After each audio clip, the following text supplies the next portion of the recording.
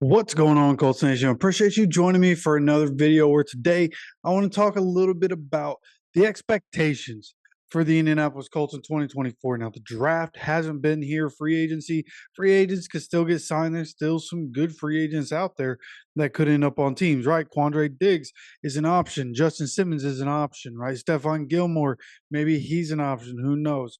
So I just want to take a look at, through everything that's been said, I want to look at last year, compare it to this year. What do I think we're going to look like, and what do I think are the expectations going into 2024?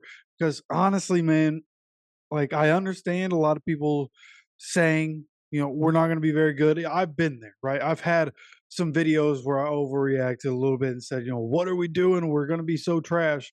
But when you look at it, like, let's look at last year. Yards per game for the Colts offense last year, they were 15th in the NFL at 336.8 yards per game, had 42 total touchdowns through the season. Okay, now passing yards per game, Colts were 20th with Gardner Minshew throwing the ball. It's 215.6 per game. Rush yards per game, we were 10th without Anthony Richardson, and that's 121.3 per game with 18 touchdowns. Now, it's also largely in part Jonathan Taylor not being there. Anthony Richardson and Jonathan Taylor, assuming they're both able to stay on the field, those numbers could be even better for the rushing. And then the passing, Anthony Richardson, I think, showed that he could pass the ball. He can be able to throw the ball downfield. Maybe we can use Alec Pierce some more and get the passing game to be better. Okay. When you look at points per game, with all the injuries that had happened and everything that was going on after 2022 and how bad that was, not much changed other than bringing in Steichen and his staff. And the Colts end up with 23.3 points per game. Now, some numbers that aren't very good and some things that I think Anthony Richardson's definitely going to be able to help with: red zone percentage, third down percentage. Okay, Colts were 23rd in terms of red zone percentage at 49.1%. And then third down percentage, they were one of the worst in the league at 35.3%. Now, the Colts did end up with a +2 turnover margin, even though the defense wasn't, the biggest in terms of getting the ball and taking the ball away. But for the Colts, like their turnovers happen in bunches, right? There were a couple games where the Colts had 4 turnovers. Outside of that, the Colts didn't turn the ball over a lot. We weren't the most explosive team, but they kept control of the ball, which is really what Shane Steichen harps on and wanted to do was, hey, let's just maintain possession of the ball and we'll matriculate our way down the field and find a way to put points up. And I think through everything, like for the most part, they were able to do that. You look at some of the injuries, some big time injuries. Anthony Richardson obviously being out for pretty much the entire season. Jelani Woods out all season long. Didn't have Jelani Woods, weren't able to use him. Ashton Dulin out all year. Would he have been a focal point in the offense? No, of course not. But somebody that does and should have a role in this Shane Steichen offense. Then you have Jonathan Taylor, who obviously started the year still being hurt. Then he gets his deal done, comes back from the injury, and then misses some more time throughout the season. And Zach Moss, did good in his spot, but Jonathan Taylor is Jonathan Taylor, right? And he missed a good chunk of the year. Braden Smith also out for a lot of the year, and all these guys, right? Again, Anthony Richardson, Jelani Woods, Ashton Dulin, Jonathan Taylor, Braden Smith missed all or most of the season for the Colts. And these are big time injuries. These are massive injuries for the Colts. These aren't just role players. Like Ashton Dulin, a bit of a role player. These other guys were supposed to be big time players for the Colts. So getting these guys back, getting these guys healthy, assuming now not everybody on the team is going to be able to stay healthy. We understand that. But if you can get some of these guys, some of these key core guys to be able to stay healthy and not miss the entire season, then the Colts are going to be in a much better spot. Even if some of these guys or all of these guys miss a couple games here and there throughout the season, like the fact that all these guys should be coming back, all these guys could end up playing, 15 to 17 games. That's what we're really looking forward to when we're talking about the Colts. And if you haven't heard me say it before, okay, a lot of people, are returning viewers to this channel, but if you haven't heard me talk about this before, you should know that I believe the Colts would have won probably 12 games last season if Anthony Richardson stays healthy. Just Anthony, not all these other guys, just Anthony Richardson, if he stays healthy, the Colts team from last year probably wins 12 games. Okay. Now, the Colts schedule this year for what's coming up. Now, it's projected with last year's records and this and that. Every team's going to be different. But the Colts, for the most part, have a favorable schedule. They're going to be some difficult games. There's some 50-50 games in there. The division's not going to be a cakewalk. But the Colts, for what their schedule shows, should have a good chance to win games when you look at what they were able to do last year with what they had, right? You also talk about the defense. There were some defensive issues, right? Of course, the cornerbacks being hurt, right? Gilmore gets traded. Isaiah Rodgers gets suspended and then gets dropped. Dallas Flowers, Achilles injury. Juju Brents in and out of the lineup and missed most of the season. Like the defense, specifically that secondary, took a hit, and it showed throughout the season last year. But now we have a young secondary that has some experience coming into this year, going to be more healthy.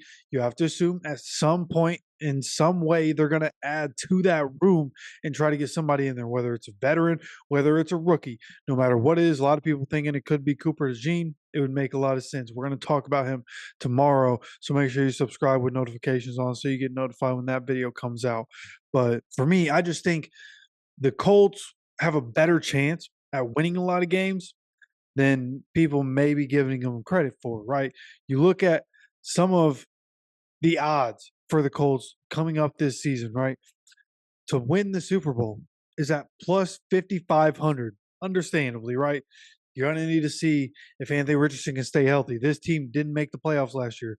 There are other really good teams. So, of course, the Colts aren't going to be one of the favorites to win the Super Bowl right now. But for what, if Anthony Richardson can stay healthy, the sky's the limit. That's really what it comes down to.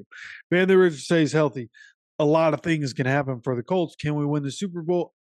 I'm not going to say no. I'm a fan. I want us to win the Super Bowl. I think we have a chance to win the Super Bowl. I think we're going to crush the draft. I think we're going to be able to figure out the answers to the questions that we have. And I think we're going to be able to compete.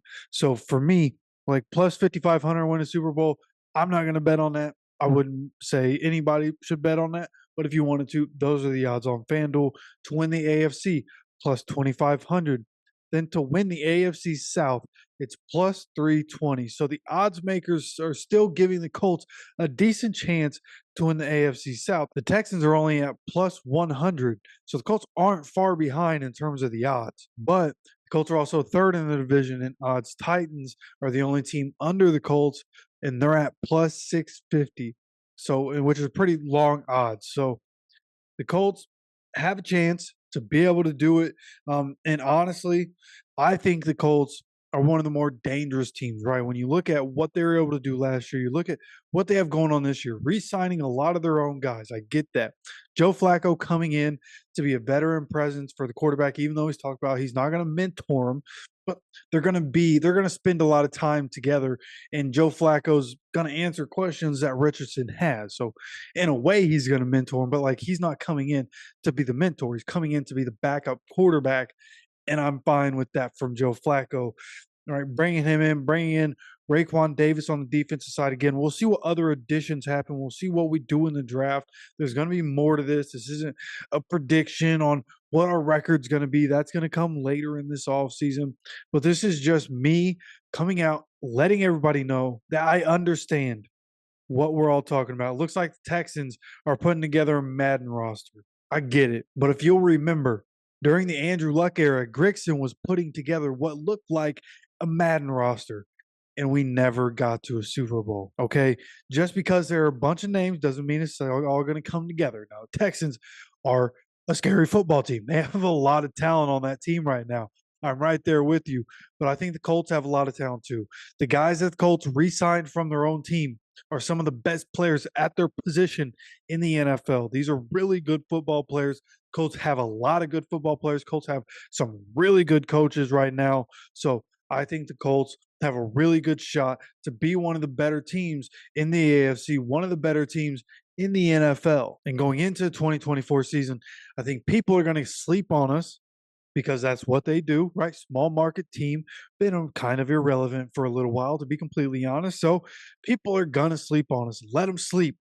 Keep letting them sleep. Because guess what? Colts going to come out in 2024 with something to prove. These guys are hungry after the way the last few seasons have ended. You go back to the Carson Wentz year, think about how that season, and even Philip Rivers' season, getting beat by the Bills in the playoffs.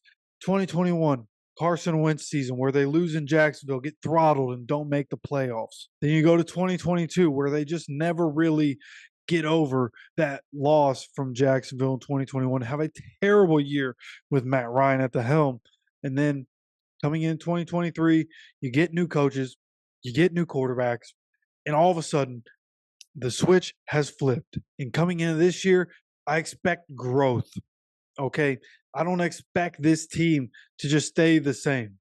Okay. A lot of players on this team know that they're running out of time. A lot of players on this team know that the window is right now with Anthony Richardson on his rookie deal. And the window is right now where you have guys like Michael Pittman Jr., Zaire Franklin, Grover Stewart, DeForest Buckner, Kenny Moore. These guys are getting older. These guys are getting older. They know they need to win now. They need to try to make it happen now. There's an urgency behind this team, and we're going to feel that this season. I think the Colts are massively underrated right now. And sure, yes, I'm a Colts fan. I'm biased. I get it. I understand it. People are going to talk about that. But I know what I'm talking about. We thought they were going to be trash last year because they didn't really make a whole lot of changes outside of the coaching staff. Then they come out, turn into one of the most surprising teams of last season.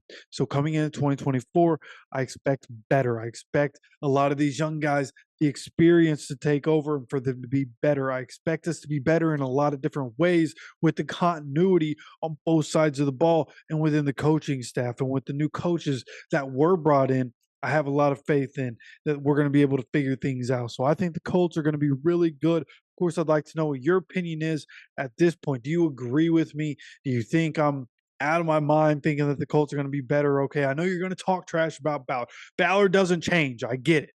Bargain bin Ballard. I get it. You don't have to mention Ballard. We're talking about the team. How's the team going to do in 2024? You let me know down in the comment section. Of course, make sure you subscribe with notifications on so you get notified when any videos come out as we continue to try to come up with content throughout this off season. I appreciate you stopping by for another video. And as always, take care of yourself, take care of each other, and go Colts.